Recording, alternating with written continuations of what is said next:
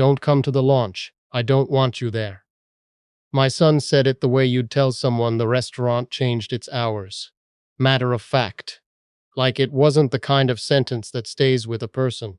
I was standing in his kitchen. The kitchen I helped him renovate 3 summers ago. The one where I spent 4 weekends pulling up old tile and regrouting because he couldn't afford a contractor. And he said it while scrolling through something on his phone. Didn't even look up. I set my coffee mug down on the counter, very slowly. What did you say? He looked up then. The grand opening. I'd rather you not come. It's going to be a professional event, and I just think it would be better if. He paused, searching for words. You know how you are. I didn't ask what he meant by that. I knew. I'm a 63-year-old man who worked 31 years in commercial plumbing. I drive a pickup truck with a dent above the left rear wheel. I own 2 dress shirts, and I wear them to church and funerals. My hands are thick and calloused, and they don't look right holding a wine glass at a networking event. That's what he meant. I said, okay. And I drove home. The drive back was 40 minutes, long enough to replay every year I'd spent making sure that boy had everything he needed to become the man standing in that renovated kitchen. His name is Joel. He's 34 years old. He has his mother's blue eyes, and I used to think my stubbornness. Now I think it might be something else entirely. His mother, my wife Sandra. No, I can't use that name. My wife passed away 11 years ago. Breast cancer, caught late, gone fast. After that, it was just the 2 of us. Joel was 23, had just finished his business degree, was living in a cheap apartment with 2 roommates. I told him he could come home. He said he was fine. I respected that. What I didn't respect, though I told myself I did, was how gradually he stopped calling, how the visits got shorter and the excuses got longer, how somewhere in the decade between his mother's death and that morning in his kitchen, I had become an embarrassment to him. I'm getting ahead of myself. Let me back up. 3 years ago, Joel came to me with the idea. He'd been working in commercial real estate marketing, had saved some money, had a business plan, a consulting firm, helping small and mid-sized businesses with brand positioning and market entry. He was good at it, I'll give him that. He always had a mind for that kind of thing. The problem was capital. He needed $80,000 to cover the first year of operating costs. Office space in downtown Raleigh, equipment, software licenses, a small staff of 2 junior consultants. He'd already put in $40,000 of his own savings. I had the money. I'd been careful my whole life. Never bought more house than I needed. Drove trucks until they died. Took 1 vacation after Sandra passed, a week in the Outer Banks, because she had always wanted to go, and I needed to feel close to her. I had a retirement account, a paid-off house, and about $140,000 in a savings account I'd been building for the last 15 years. I gave him $80,000. I want to be clear, I didn't loan it to him, I gave it to him. He tried to write up a repayment agreement, and I waved it off. He was my son. That's what fathers do. What I also did, and this part matters, was make 3 phone calls. I've been in this region my whole life. 31 years in the trades means you know people. General contractors, property managers, commercial developers. I called 3 of them, men who trusted me because I'd shown up on time and done good work for 2 decades, and I told them my son was starting a consulting business and I'd personally vouch for him. Within 6 weeks, Joel had his first 3 clients. 2 of them came directly from my calls. His business grew. I'm not going to pretend otherwise. Joel worked hard, built on what he had, and within 2 years the firm had 8 employees and a reputation that didn't need my name attached to it anymore. I was proud of him. I told him so every time we talked, which by then was about once a month, usually a brief call on Sunday afternoons that felt more like obligation than connection. I noticed things shifting the way you notice seasons changing, too slowly to point to a single day. But one morning you look outside and realize all the leaves are gone. His girlfriend became his fiancée. I met her 3 times before the engagement. She's from a family in Charlotte, the kind of family that summers somewhere as a verb. She was polite to me the way people are polite to someone they've already decided is temporary. I was not invited to the engagement dinner. I found out about it when Joel texted me a photo of the ring on her finger. I sent back a congratulations emoji and stared at my phone for a long time after. At Thanksgiving, the three of us sat in his living room, and her parents joined by video call. They were in Italy. Her father wore a blazer on a video call from a Tuscan villa and asked Joel thoughtful questions about his firm's growth projections. He glanced at me once, smiled briefly, and went back to his son-in-law. I ate turkey and drove home. The following February, Joel called on a Tuesday, which was unusual. He told me the firm had outgrown their space and they were planning a major expansion. New office, double the staff, a rebranding to go along with it. They were planning a grand opening event for current clients, prospective partners, local press. He said he wanted to talk to me about something. I thought, and I'm a little ashamed of how quickly I thought it, that he was going to ask for money again. I had already decided I would help. Instead, he said what he said. Don't come to the launch, I don't want you there. And then he added the part I left out before, because I needed to get to it slowly. He said, you'd stick out, Dad. These are people who went to Duke and UNC, and they have a certain look. I just need this to go perfectly. You understand, right? I know you do. I said, okay. And I drove home. I want to tell you that I was furious, that I slammed my hand on the steering wheel and cursed at the windshield. But that's not what happened. What happened was something quieter and more permanent. Something closed. Not a door slamming, more like a lock turning. Soft. Final. I got home, made myself a ham sandwich, and sat at the kitchen table where Joel and I used to eat cereal on Saturday mornings and watch the birds at the feeder. His mother put up the spring before she got sick. Then I picked up the phone and started making calls. Different calls this time. The first call was to my bank. I had set up an automatic transfer 2 years earlier, $500 a month to an account Joel could draw from for what he called operational flex.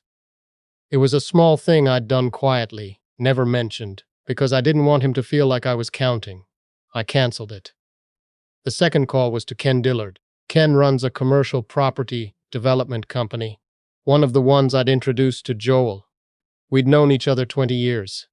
I told him I was stepping back from the voucher I'd given Joel's firm. I told him I had no specific complaints about the work, which was true, but that I was no longer in a position to personally recommend the relationship. Ken is a careful man. He thanked me for the call, and I knew exactly what he would do with it. The third call was to Pete Vanderbrook. Pete owns 3 mid-size manufacturing facilities and had been Joel's largest retainer client for 18 months. A referral I'd made over coffee after a church council meeting. I didn't tell Pete what to do. I just told him I wasn't going to be maintaining my involvement in Joel's business affairs going forward. That was enough. Pete called Joel the following week and did not renew his contract. That was $6,400 a month in retainer fees, gone. I want to pause here because I can feel what you're thinking.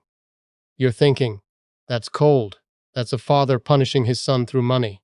And maybe you're right. I've sat with that thought plenty.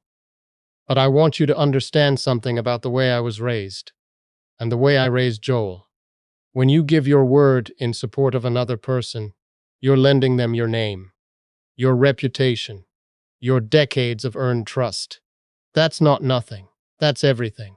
And when the person you lent your name to tells you you're not good enough to stand in the same room as the people who benefit from that name, something has to give.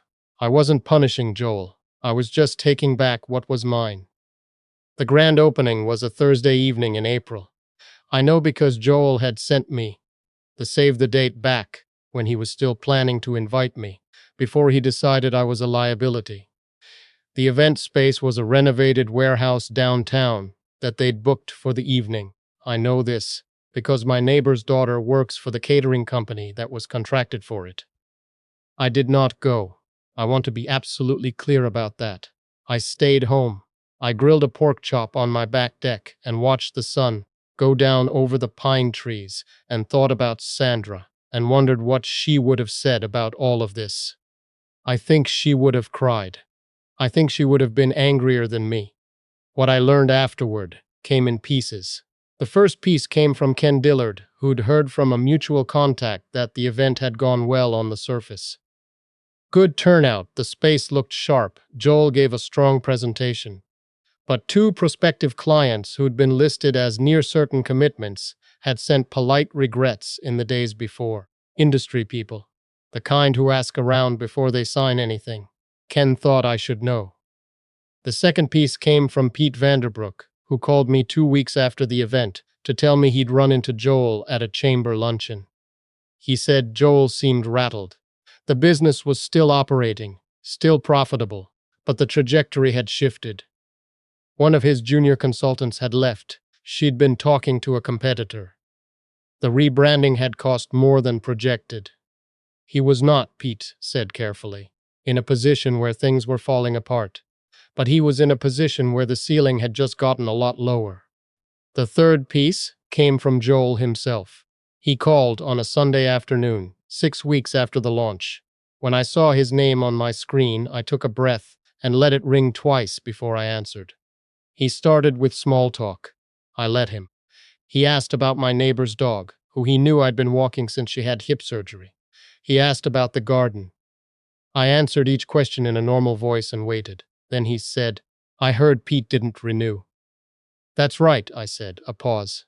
Did you have something to do with that? I didn't lie to him.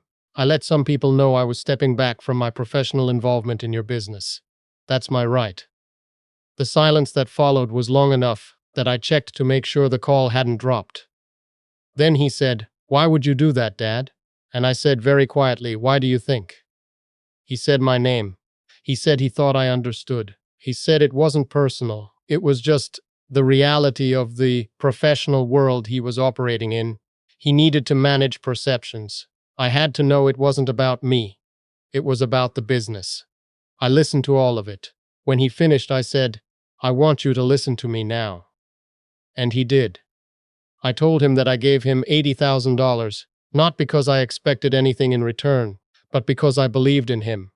That I called Ken Dillard and Pete Vanderbrook and a third man he may have forgotten about because I wanted him to succeed. That for 34 years I showed up.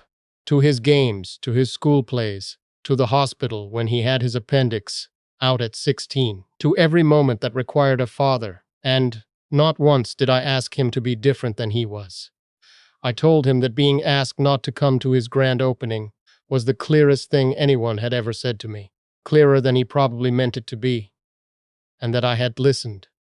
I stepped back, I said. You asked me not to be there. I'm not there. He started to say something about the money, about compensation, about making it right financially. I don't want your money, I said. I never did. Another silence. Then what do you want? He asked. It was a real question. I could hear that. Whatever he expected me to say, he was bracing for it. I told him I wanted the same thing I'd always wanted. For him to be someone worth being proud of. Not successful. Not impressive. Worth being proud of. Those are different things. And it took me a long time to understand that not everyone figures out the difference. I told him I wasn't sure he'd figured it out yet. I told him I hoped he would. Then I said I had to go because I was letting the neighbor's dog out at 5 and it was getting close, and I hung up. He texted me that night. It was a long text. I won't share all of it. But toward the end he wrote, I'm sorry I said what I said about the event. I was wrong. I was embarrassed about the wrong things. I read it 3 times.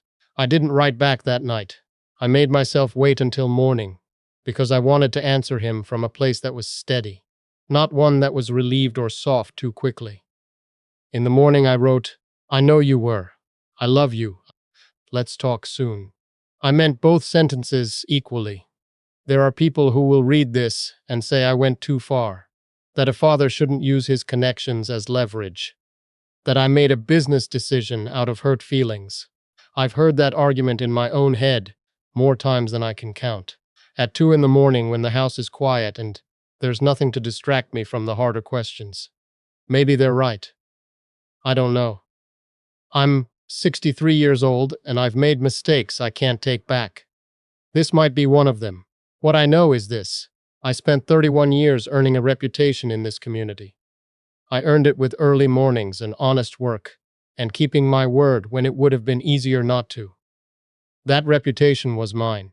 I shared it with my son because I loved him and I believed in him, and I thought that's what fathers did with the things they built. When he told me I wasn't good enough to stand in a room full of people who had benefited from my name, I understood something had gone wrong, not just between us. In him, something he would need to find his own way back from. I couldn't do it for him. I can't do that part. What I could do was stop pretending everything was fine. Stop making it easy to take something from a person and then tell that person they're not the kind of person you want around. Joel called again 3 weeks after that Sunday. We talked for an hour and a half, the longest we'd talked since his mother died. He told me about a contract he was nervous about. I told him about a problem with my water heater. At some point, he started asking me questions about some renovation work he was thinking about for his office space, and I told him what I knew. It wasn't fixed. I want to be honest about that. There's a distance between us that didn't exist 10 years ago, and I'm not sure it closes all the way. Some things, once said, leave a mark. But he called, and I answered, and we talked like two people who still had something worth saying to each other. That's where we are. I'll take it.